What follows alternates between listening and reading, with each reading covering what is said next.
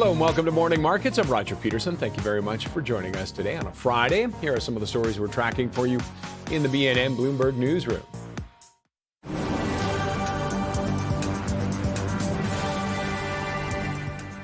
The Canadian economy technically slipped into a recession to start the year. Data from StatsCan shows first quarter GDP unexpectedly fell 0.1%, held back by weak business and government spending.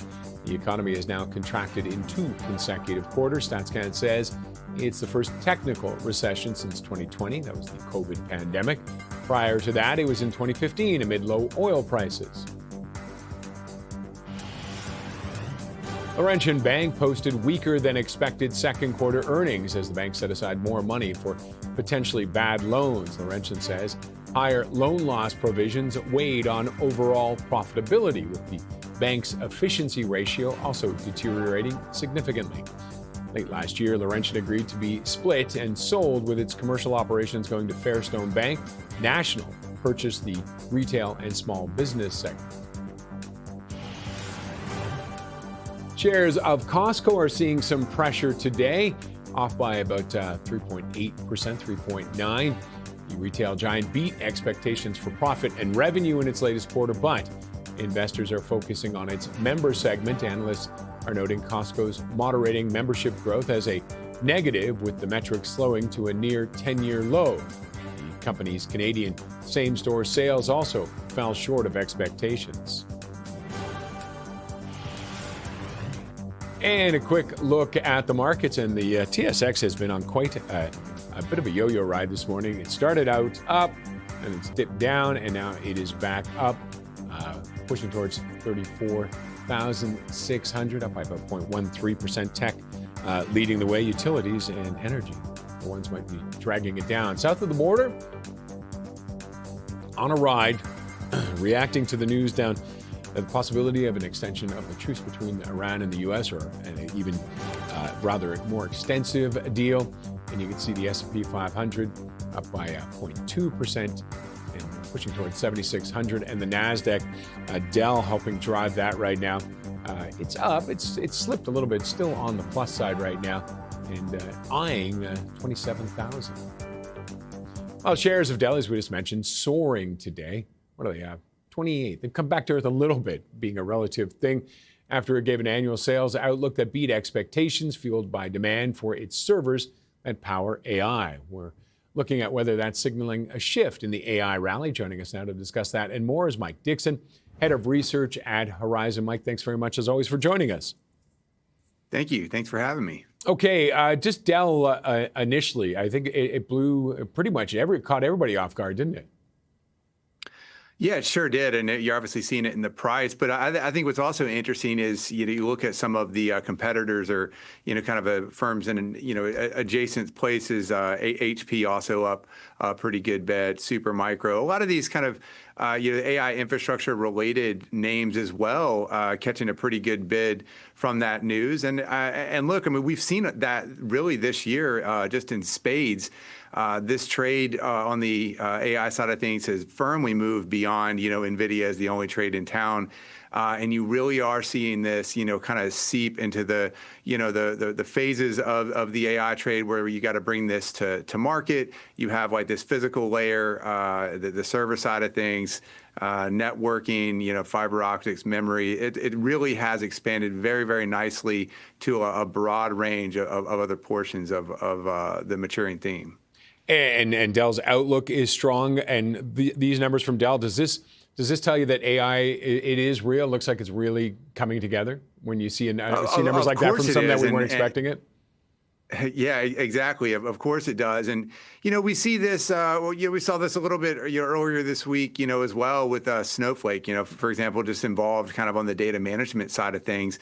And that's really what I mean as this, AI theme is maturing. We started off, of course, this is all about, OpenAI and Anthropic and the model layer. And then, we go right to, a couple years ago, NVIDIA being the only trade in town. And then as this is maturing, earlier this year, of course, we've seen a lot of demand on the CPU side, not just the GPU side. You've seen this extend into the memory side of things. Here in Dell, we're a little bit further down the line where you're talking about kind of like an AI assembler.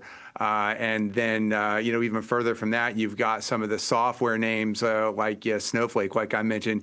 And so there's just a lot of layers to how you actually bring AI to market and how it ultimately gets in the hands of companies to increase productivity. And you're really seeing that nicely across a broad range of these AI phases. And each time we get another one of these reports, it just reinforces the strong demand that's there. And I think that's exactly what we're seeing with Dell and HP and some of the other names. And you mentioned about software. Is that something we might see a focus turning to next, or will it be very selective within it? I think it's going to be selective, but absolutely, that's kind of like the next layer, right? Like once we once we have a lot of this infrastructure built out, and you have to get this AI in the hands of companies for productivity increases, and ultimately consumers to actually make a difference, and that's where the software layer comes in, and there's a lot of components to that, whether it's data management more kind of like on the Snowflake side, or whether it's going to be apps or something like on the Salesforce side of things. And earlier this year, Roger, we saw that entire sector down 30% to start the year on fears that AI is going to make software irrelevant. And quite frankly, yes, some names are going to be irrelevant, but these are also the names that are going to be bringing this to market. So right now, I think in that space, you're still down double digits on the year. That is a great place to look for some bargains on names that have a lot of that deep workflow integration, that have a lot of high switching costs. You are seeing that today. I mean, I think the whole sector is up 4 or 5% today. I mean, this is just a very suppressed area of the market that has been sold off probably a lot more than they need to. So a great place to look for bargains among those software names. And then beyond that, is it getting harder to find some bargains, or where do you see it heading next? Yeah, I think that the bargains are plenty, although it definitely requires some idiosyncratic stories.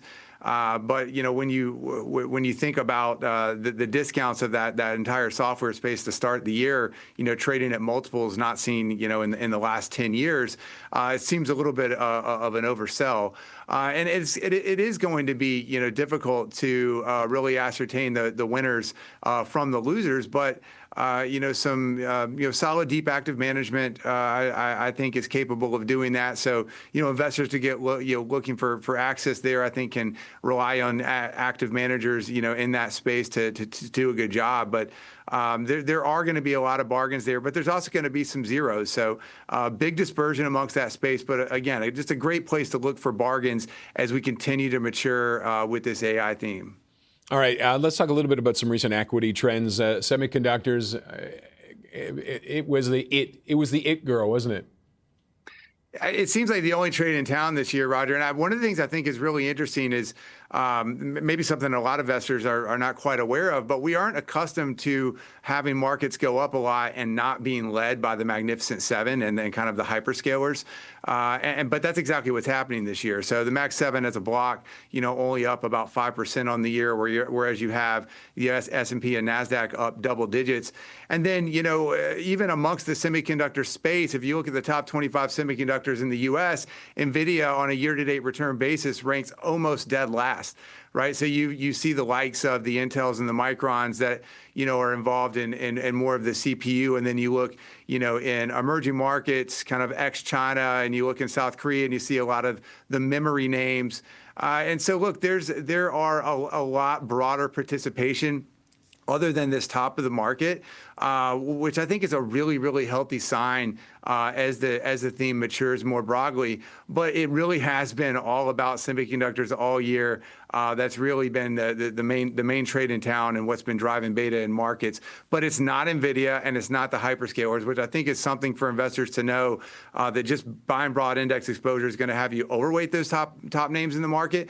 But there's a lot of broader participation elsewhere that I think is really important to point out. All right, we got to wrap it up there, Mike, but thanks as always for joining us.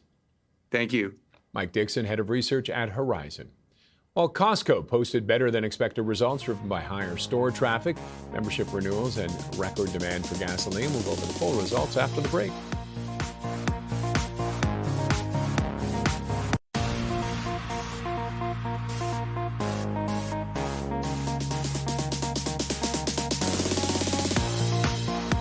Costco posted better than expected results driven by higher store traffic, membership renewals, and record demand for gasoline. We'll go over the full results. We'll go over the full results right now with our guest joining us to talk more about this. He is Michael Baker, Managing Director and Senior Research Analyst at D.A. Davidson. And Michael, thank you very much for joining us. Sure. Happy to be here, Roger. Thank you. Okay. What do you think overall for the Costco's results? What would you give it, report card wise? Good, not great. B plus. Problem is when you're trading at 45 or 46 times earnings, you really need an A or an A plus for the stock not to be hit at least a little bit. There were a lot of good things in this report, but there were some what we call yellow flags or things to keep our eye out on. Okay, let's talk about the good. What do you like? Same store sales, really. I mean, they do report it monthly, so they were largely known. But they're great, 6 or 7% in the U.S., excluding any impact from gas or foreign exchange. Very steady in that range, no matter what the economic environment. So consumers are showing up and they're spending. There's really no problems at all in terms of what we're seeing in terms of the sales trends. And what's interesting with that, they were concerned about their membership numbers, though. I mean, they're coming to buy, but people aren't coming to join, though, are they? Or not as much as some people would like. Correct. Well, they're still seeing growth in membership on a year-over-year basis. It was about 4% growth. That's a good number, but it has been steadily decelerating. So still up year-over-year, but up less so than it had been. We saw a big surge during the pandemic. And it's been sort of slowly coming down since then. It's now 5 or 6, if not 7 quarters in a row where we've seen that growth rate in membership up, but up less than it was the previous quarter. So a little bit of a deceleration. And again, when you're trading at 45 times, anything less than perfect is going to raise some eyebrows. Is that a case of just coming more back to reality, more of an expected number? I think that's part of it. And specifically, what they're seeing is they're seeing less big, massive club openings in foreign countries. So, for instance, they had some really big openings in China or Japan, and that really does drive that membership number to be a little bit higher. You are seeing a little bit fewer of those big openings, and so that's naturally going to lead to less membership growth. Now, on the other hand, those new members, those big clubs in new countries tend to have really high initial signups, but a little bit smaller renewal rates. So this could actually show up in better renewal rates over time. But for now, we are seeing that less growth. And again, investors are going to be focused on that and that trend that we're seeing. And it is a little bit, to your point, a reversion to the mean besides that dynamic. And one idea is if that's going to revert to the mean, then maybe the valuation reverts back to the mean, which it's always been a premium valuation, but at where it is now, it's a little bit towards the higher end of where it's been historically. All right, let's talk about gas a little. Unprecedented demand is how Costco describes it.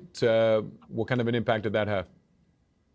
Yeah, we are seeing that really for all the clubs. You're seeing certainly increases in their sales of gas, not only because price per gallon is up, but also they are taking share in terms of gallons because consumers are coming to them, but because of the discounts, there's a little bit of sticker shock when it relates to gas prices in the U.S. And so consumers are willing to drive actually a little bit further to save the 25 or 30 or even 50 cents that you will at the clubs. So it's definitely helping the sales trends. It is profit accretive in terms of dollars, but it does drag down the margins a little bit because gas is a lower margin business. One dynamic that's interesting is that when consumers come to the gas station, they do tend to then go into the club to do some additional shopping. That's somewhere around 50% of that crossover. That number really hasn't changed very much. In fact, we think it might be down a little bit because we're getting a lot of consumers that are just coming for the gas right now and not even going into the club. So that's a dynamic to watch. But generally speaking, higher gas prices does tend to be favorable for the clubs just because of the traffic that it drives. And then on the expense side, what kind of an impact is gas having on that for the company itself? Well, again, the profit, it is a profitable business. The profits per gallon, so we call it pennies per gallon, were actually up a little bit during the quarter. But it does mix down within the entire mix, because even if profits are up in gas, it's still a lower margin business than other parts of the club. And in fact, even though it's up on a penny per gallon basis, it's actually probably down on a percent basis, because the increase in pennies per gallon were not as much as the increase in the overall price of gasoline. So gasoline's a little bit of a complicated dynamic, but generally speaking, it is accretive to dollars, but less so in terms of margins. And I should have elaborated more. I meant as an expense for the company paying for fuel to drive their trucks and move products around. What kind of an impact is that having? Understood. Right. That did have an impact on their overall gross margin. So one of the other issues with the report making it less than perfect is that gross margins were down. Part of that is the dynamic to the mix shift towards gas prices. Part of it is they are investing a little bit in price to give back some value to consumers. We saw that in areas like eggs and protein. But a third factor is their supply chain costs have gone up because of higher gas prices or fuel costs and transportation costs. Generally speaking, we think that's something that Costco is pretty good at managing and should be able to overcome, at least relative to other retailers. But that is a pressure point for Costco and really all retail right now. All right, Michael, we have to wrap it up there, but thanks as always for joining us. Sure. Happy to be here. Michael Baker, Managing Director and Senior Research Analyst at D.A. Davidson. Coming up, today's market drivers with Bloomberg's Monique Malima.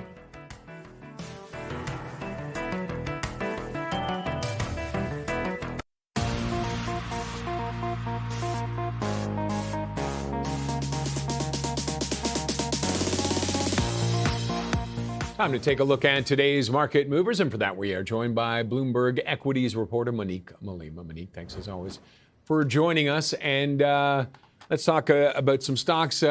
AST Space Mobile. I know I call it Space Mobile. It's way more fun to say, but AST Space Mobile. What's going on there? Yes, so AST Space Mobile, their shares are trading lower this morning after Blue Origin rocket had an explosion on the launch pad yesterday. AST Space Mobile, their satellites are put up in space by rocket providers like Blue Origin. So with this explosion happening, analysts are concerned that this might cause delays for AST's satellite launches. They say that this could end up delaying things for months and also put the company off track to reach its satellites target for the year, which could also weigh on their earnings going forward. So we're seeing a lot of pressure on their shares today, as well as some of the other space names. All right, and moving on, Next Power, what's unfolding there?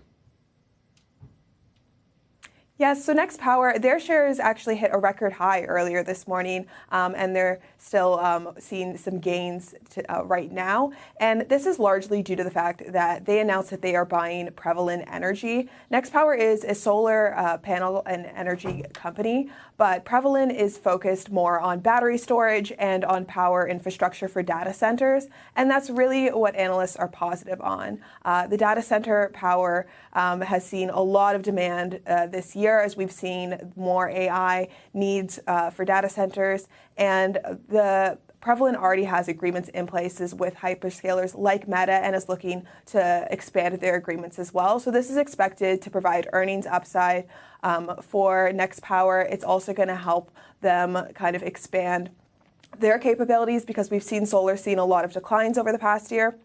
So this is now moving them into a higher growth area in data centers, which is why people are so positive on this deal. Okay, not to be left out, Sentinel-1. What do we have happening? Yes, so SentinelOne, their shares are trading lower this morning. They reported earnings that met some of the expectations on some metrics, but people said that their bookings were a little lower than expected, and the analysts were also disappointed with their second quarter revenue forecast. They say it was lower than expected, and it points to some potential weakness going forward. SentinelOne also announced today that they are laying off 8% of their staff. And this is to try and focus on improving their profitability. So this again points to some potential headwinds that the company is facing, and that's why we're seeing the shares trade so much lower this morning. All right, Monique, thank you for that. Have yourself a great weekend. Thanks, you too. Bloomberg's Monique Malima. When we come back, the Canadian economy edged into a technical recession in the first quarter of 2026. More on that next.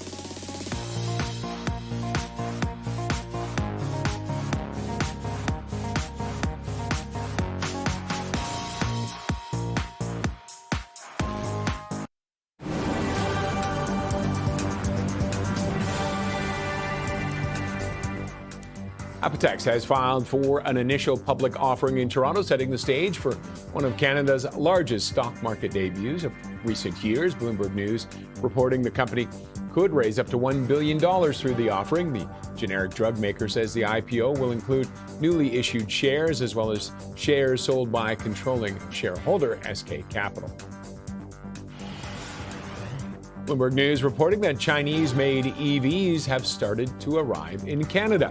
According to a report, a vessel carrying a small number of the Chinese-made Lotus luxury cars left Shanghai, and now it is anchored at the port of Vancouver. The cars will be the first imports under a deal that allows up to 49,000 Chinese EVs in a 12-month period at a lower tariff rate.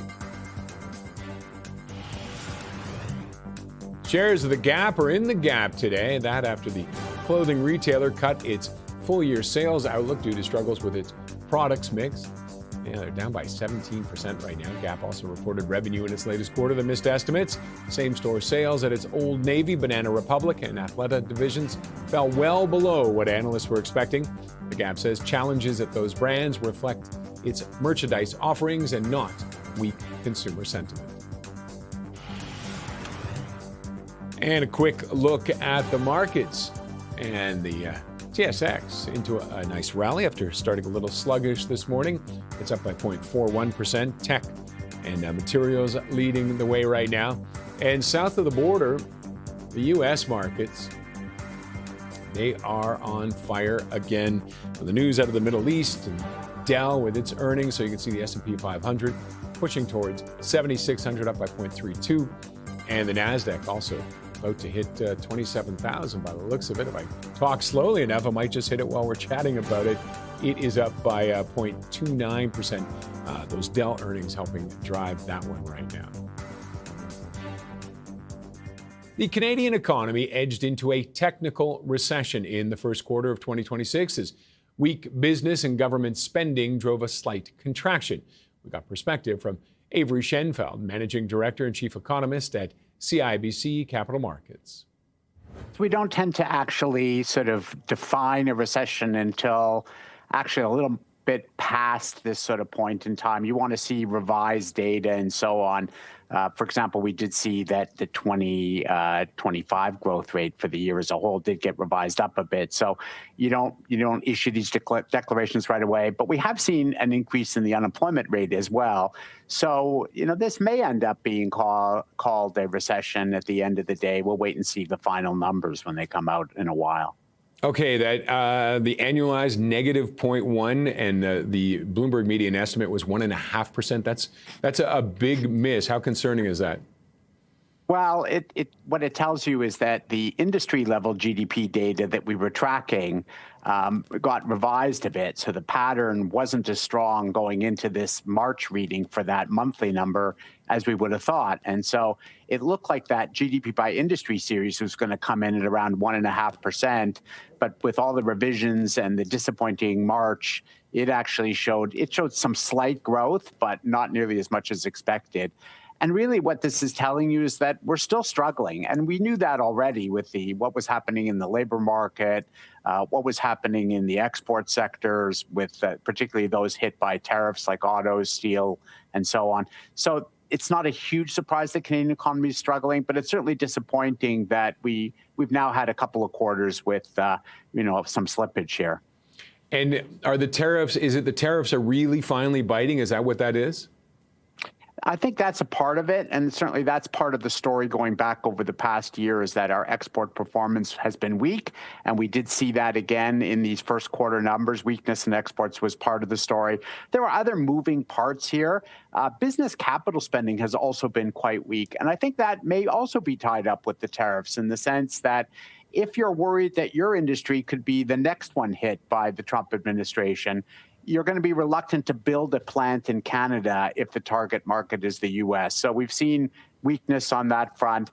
And then there's a whole separate story, which is a made in Canada story, which is the weakness in our housing market. And again, in the first quarter, weak home sales meant that, real estate agents weren't making money. They count in GDP. So we also had another decline in the residential construction component. So consumer spending was one thing that did grow. But elsewhere, it looked like a pretty sluggish report. And when you look at all those other numbers you were just talking about, and then see consumer spending growing, does that surprise you, or are there good, solid reasons for it? Well, it is interesting, but that consumers are actually digging into their savings a bit. So the savings rate dropped. People were, in other words, spending more. A greater share of the money coming in. And that may reflect the fact that investment portfolios have done pretty well. So people may feel that if they've made money on stocks, for example, they don't need to put more of their money into savings. They can actually spend a little more. It is a bit concerning, though, looking ahead in the upcoming months. We have this squeeze from higher gasoline prices that does suggest that consumer spending might struggle a bit in the second quarter. The only good news we got on that front is that the first estimate of April GDP was a 0.4 gain. That's a healthy start to those GDP by industry numbers for the second quarter. So it may indicate that we're due for at least some growth in that quarter. But, it all adds up to an economy that isn't really where we want it to be.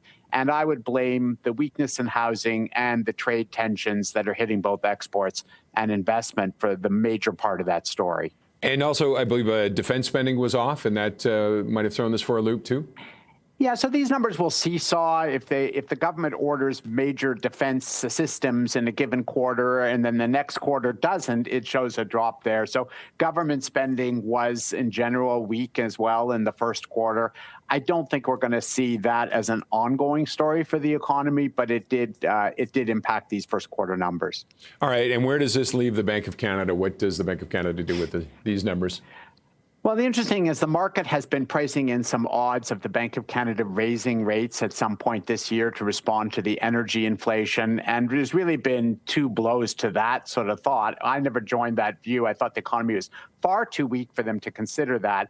And this only adds to that. And of course, if we are in fact getting closer to some sort of deal to reopen the Strait of Hormuz, then some of that inflation pressure that the Bank of Canada was worried about will disappear, at least over the next year or so. So I think at the end of the day, the Bank of Canada is going to sit tight here. They're not going to respond to the uptick in inflation from energy prices if that's temporary. And if anything, it does mean that if we get a quick end to this conflict and oil prices come down, there is still room for the Bank of Canada to think about cutting interest rates. My view is they want to wait to see how these trade talks go before they would make that sort of judgment. If we don't get hit by additional tariffs or get some relief from the Trump administration on those that have already imposed, that might be enough to keep the Bank of Canada in a stand-pat position. So our current forecast is no move at all from the Bank of Canada for the foreseeable future. Maybe in mid-2027, the economy improves enough, they could even think about hiking rates, but it's a long way off for now. And I think the market is going to rethink that idea that they could be hiking this year. That was Avery Schenfeld, Managing Director and Chief Economist at CIBC Capital Markets. Coming up, we'll get more on the current state of Canada and U.S. free trade negotiations. That's after the break.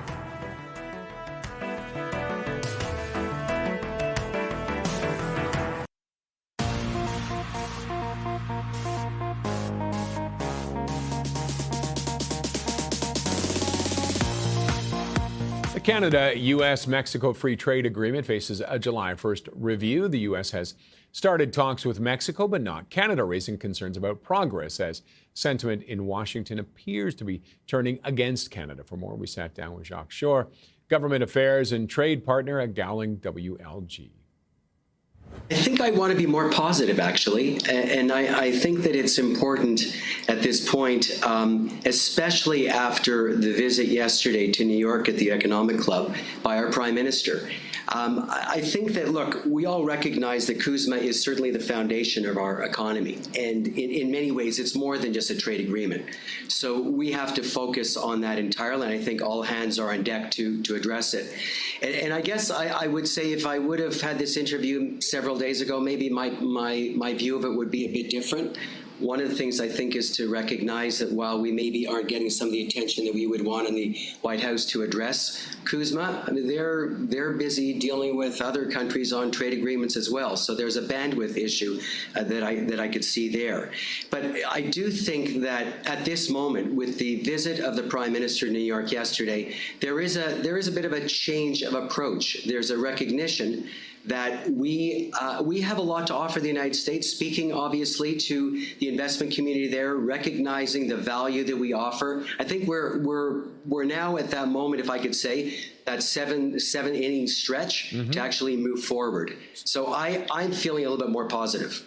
So what did the Prime Minister say or do that is, I mean, we've been selling that and trying to tout that for a while now. What did he say or do yesterday that maybe hit home? Well, I love the fact that he actually, referred to the importance of us, being independent, recognizing that we've relied very much on the United States, through these decades in many ways, whether it's defense or otherwise, but also demonstrating that if we are somewhat independent, that's an advantage also to the United States. But at the same time, making it very clear, as he put it, Canada, essentially the North strong and free to help for us to be able to help America be great again. We're obviously an integrated economy. We obviously have a supply chain that values very much how we've approached our issues with respect to CUSMA.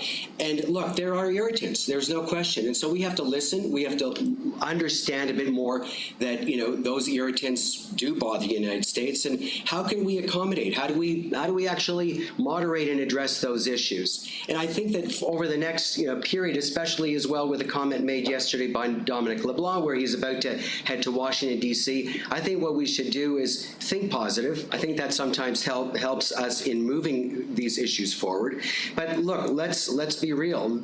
We are going to be in a very difficult moment if we reach July the 1st and we suddenly find ourselves in a position where we're going through a review. Businesses, industry does not like unpredictability. We need certainty.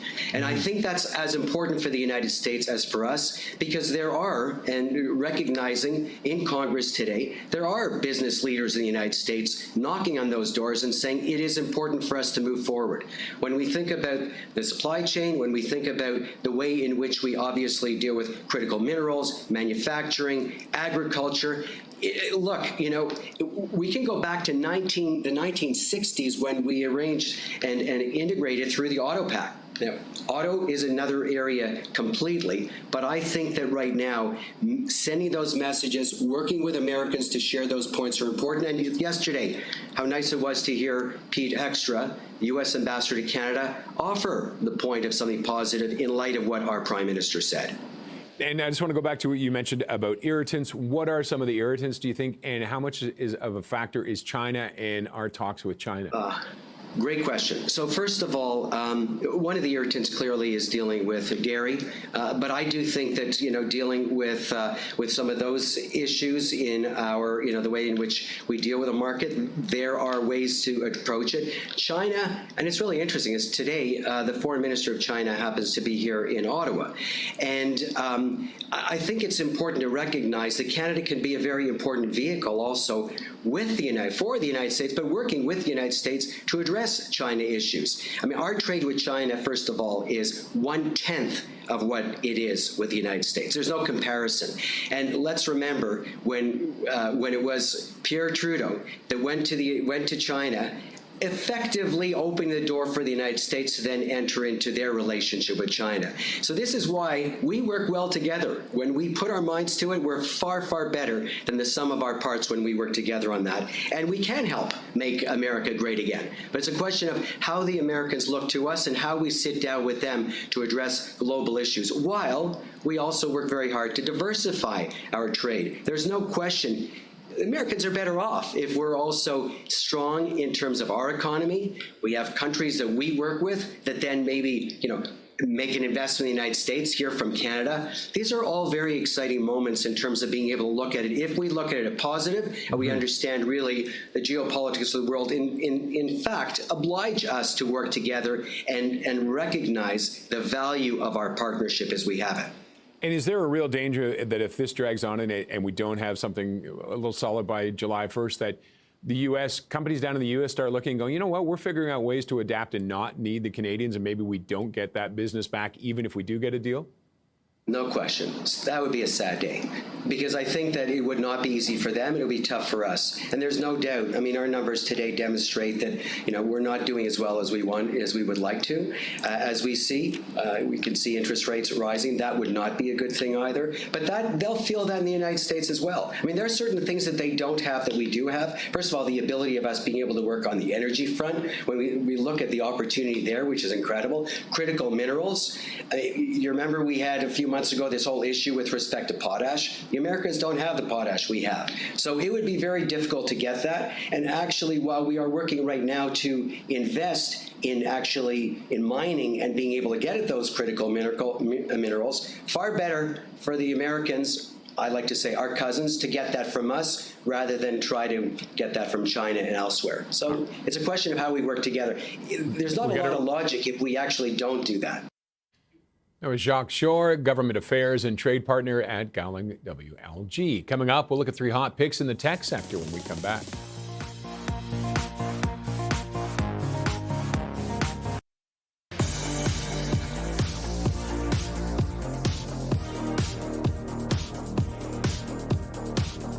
It's time for hot picks, and today we zeroed in on the tech sector. For more, we spoke with Jed Ellerbrook, portfolio manager at Argent Capital Management, and we kick things off with his thoughts on Microsoft. It's been caught up in a lot of the software disruption from AI fears, and I think that's unfounded. And we've actually seen Microsoft stock rebound here and perk up over the last month and a half.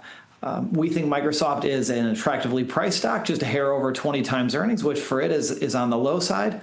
And I think that they're infusing AI, tools and functionality into a lot of their software products, which is going to make them more relevant for customers and help to continue their growth alongside Azure, which is their cloud computing unit, growing about 40% a year and speeding up here in the next couple quarters. So I think there's a lot of good news. I think Microsoft has deeper ties with its customers than just about any software company in the world.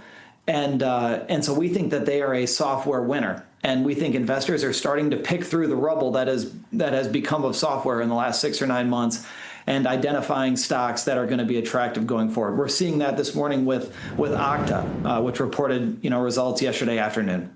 Any concerns with Mark Zuckerberg's comments that maybe they might be getting into cloud wars with Amazon and Microsoft?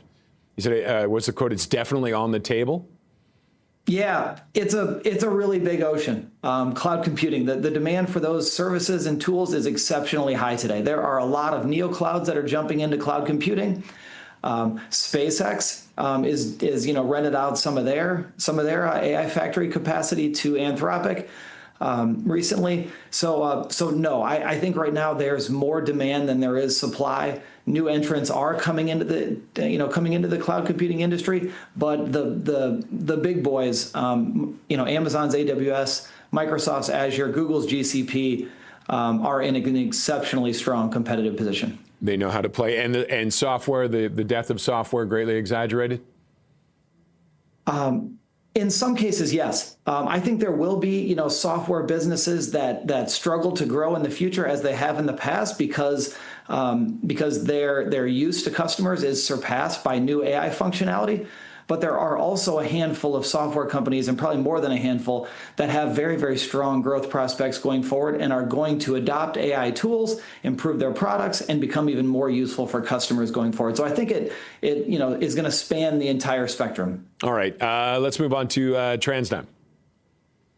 Yeah, TransDigm is an aerospace and defense company that has really all parts of their business, all parts of their customer base growing strongly. The defense business is growing. The U.S. Department of Defense budget continues to grow at a high single-digit or low double-digit pace. That's been helpful.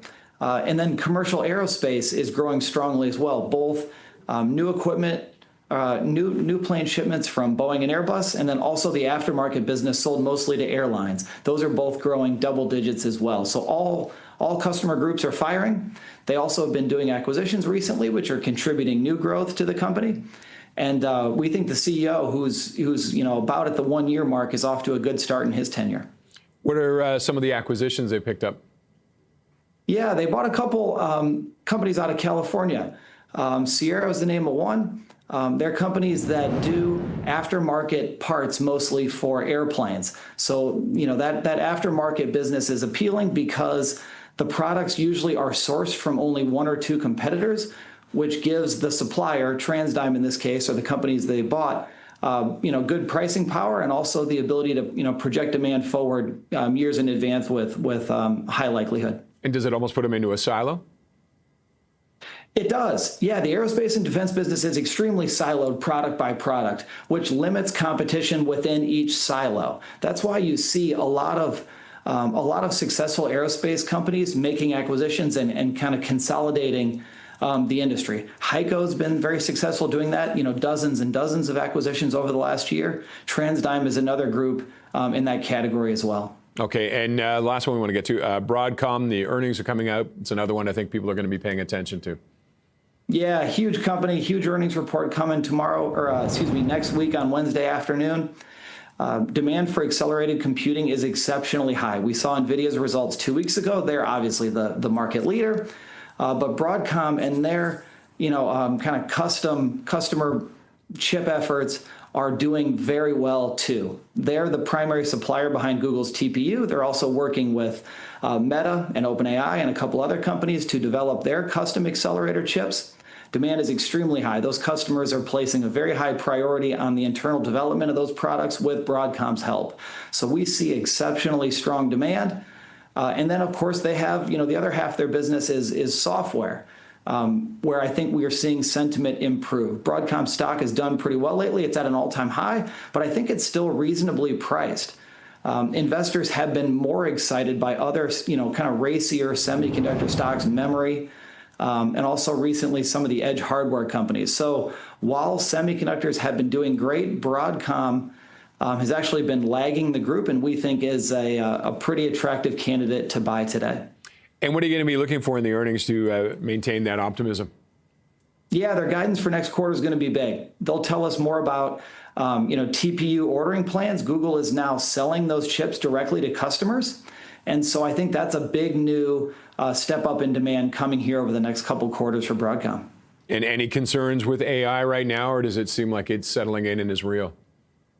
Yeah, demand remains quite a bit higher than supply. And so it's all systems go across really the entire supply chain. NVIDIA, of course, leading the way, but so many others at this point following.